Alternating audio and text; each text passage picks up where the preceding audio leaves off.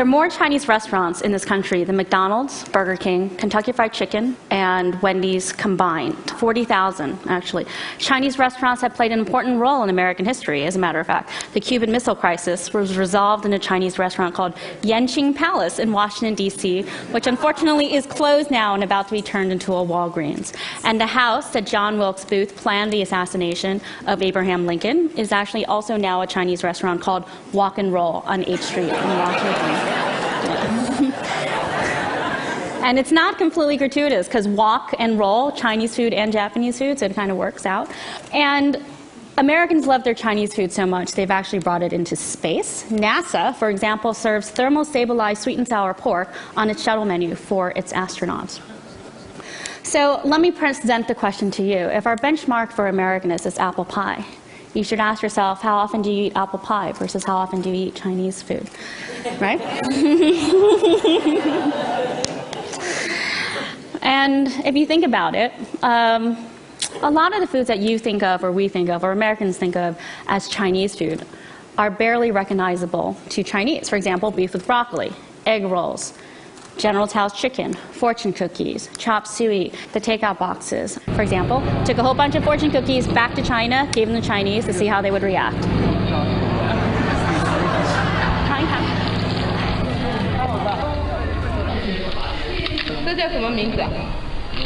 Fortune cookie. What do you want them? 还有那个鸡呀。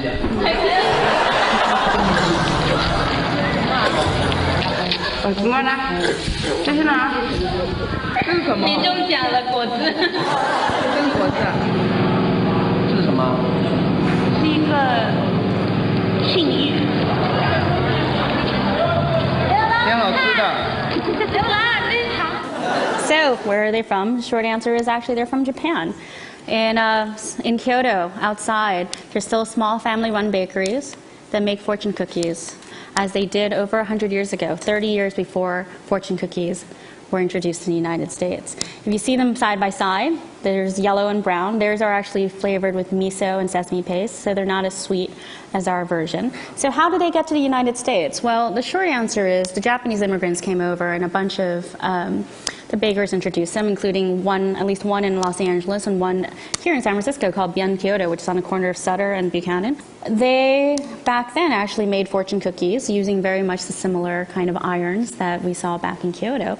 So the interesting question is, well, how do you go from fortune cookies being something that is Japanese to something that is being Chinese? Well, the short answer is, well, we locked up all the Japanese during World War II, including those that made fortune cookies. So that's the time when the Chinese moved in, kind of saw a market opportunity and took over. So fortune cookies, invented by the Japanese, popularized by the Chinese, but ultimately consumed by Americans. They are more American than anything else. Another one of my favorite dishes, General Tso's chicken, which, by the way, in the U.S. Naval Academy is called Admiral Tso's chicken. I love this dish. The original name of my book was actually called The Long March of General Tso, and he has marched very far indeed, because he is sweet, he is fried, and he is chicken, all things that Americans love. He's marched so far, actually, that the chef who originally invented the dish doesn't recognize it. He was kind of horrified. 这个也不对。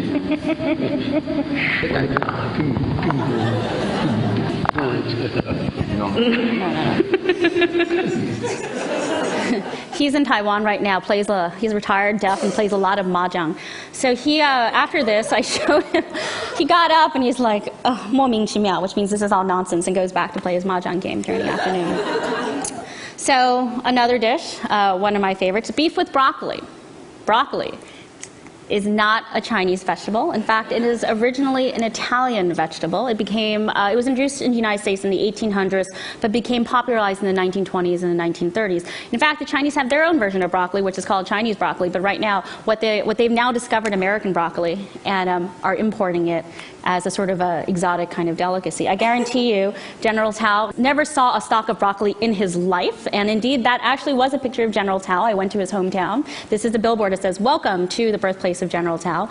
And I went looking for chicken, found a cow, and did find chicken. Believe it or not, these guys were actually crossing the road. And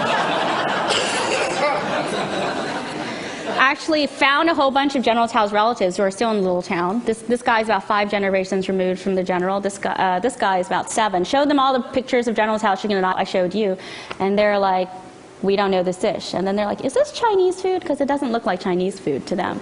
But they weren't kind of surprised I traveled around the world to visit them, because in their eyes, he is, after all, famous Qing Dynasty military hero. He played an important role in the Taiping Rebellion, which was a war started by a guy who thought he was the son of God and the baby brother of Jesus Christ, and caused the war to kill 20 million people, still the deadliest civil war in the world to this day. So, you know, I realized when I was there, General Tao is kind of a lot like Colonel Sanders in America in that he's known for chicken and not war. But in China, this guy's actually known for war and not chicken. But the granddaddy of all the Chinese-American dishes we probably ought to talk about is chop suey, which was introduced in around the turn of the 20th century. And according to New York Times in 1904, there was an outbreak of Chinese restaurants all over town. And the city has gone chop suey mad. So it took about 30 years before the Americans realized that, whoa, chop suey is actually not known in China. And as this article points out, the average native of any city in China knows nothing of chop suey. You know, back then it was a way to show that you were sophisticated and cosmopolitan. If you were a guy and you wanted to impress a girl, you could take her out on a chop suey date. I like to say chop suey is the biggest culinary joke that one culture has ever played on another, because chop suey, if you translate into Chinese, means da sui, which if you translate back means odds and ends. So these people are going around China asking for chop suey, which is sort of like a Japanese guy coming here and saying, I understand you have a very popular dish in your country called leftovers, and it is particularly... right? And not only that, this dish is particularly popular after that holiday you call Thanksgiving. So why and where did chop suey come from? Let's go back to the mid-1800s when the Chinese first came to America. Now, back then, the Americans were not clamoring to eat Chinese food. In fact, they saw these people who landed at their shores as alien. These people weren't eating dogs, they were eating cats. If they weren't eating cats, they were eating rats. In fact, the New York Times, my esteemed employer, in 1883 ran an article that asked, do the Chinese eat rats? Not the most PC question to be asked of today, but if you kind of look at the popular imagery of the time, not so outlandish. This is actually a real advertisement for rat poison from the late 1800s. And if you see under the word clear, it's very small, it says, they must go, which refers not only to the rats, but to the Chinese in their midst. Because the way that the food was perceived was that these people who ate foods are different from us must be different from us. And another way that you saw sort of this sort of antipathy towards the Chinese is through documents like this. This is actually in the Library of Congress. It is a pamphlet published by Samuel Gompers, hero of our American labor movement. And it's called Some Reason for Chinese Exclusion, Meat versus Rice. American Manhood Against Asiatic Coolism, which still survive. And it basically made the argument that Chinese men who ate rice would necessarily bring down the standard of living for American men who ate meat.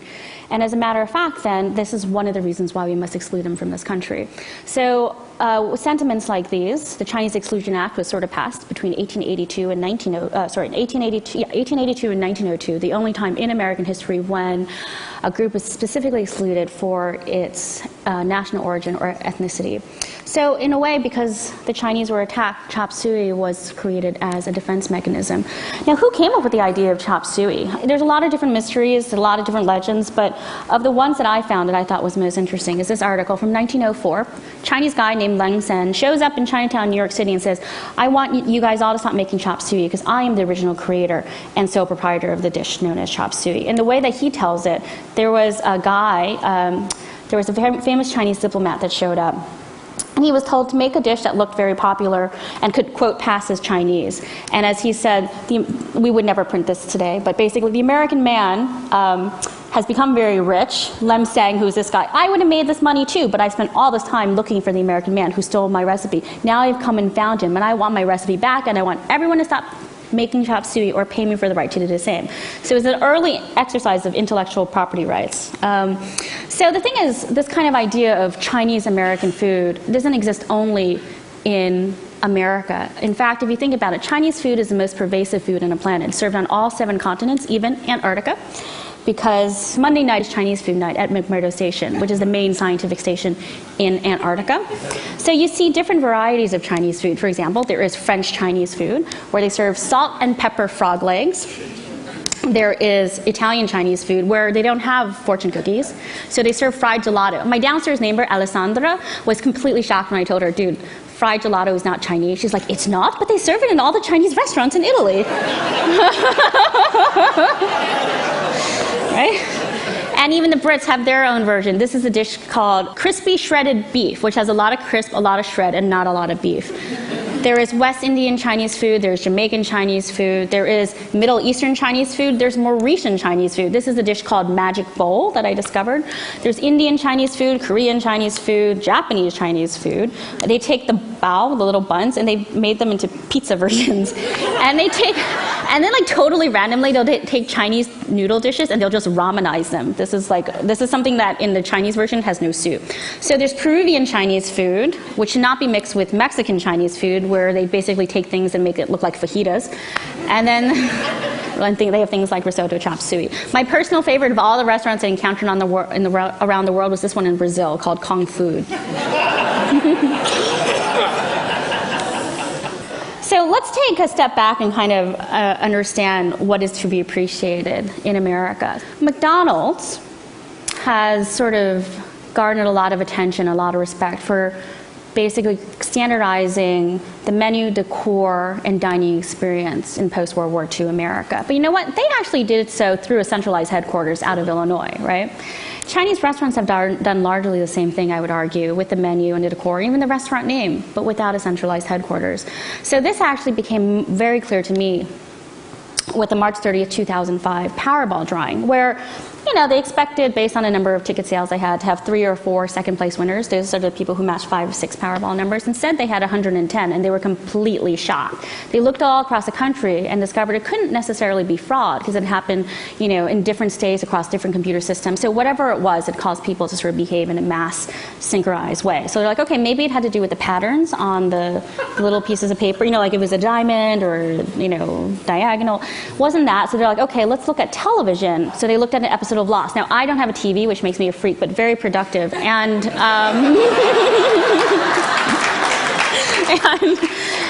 there's an episode of Lost, I understand, where the overweight guy is a lucky number, which is not a lucky number, which is how you end up on the island. But they looked, and the numbers did not match, so they looked at the young and the restless, and it wasn't that either. So it wasn't until the first guy shows up the next day, and they asked him, where did you get your number from? He's like, oh, I got it from a fortune cookie. This actually is a slip that one of the winners had, because the Tennessee lottery security officials were like, oh, no, this can't be true. But it was true. And basically, of those 110 people, about 104 of them or so had gotten their number from a fortune cookie.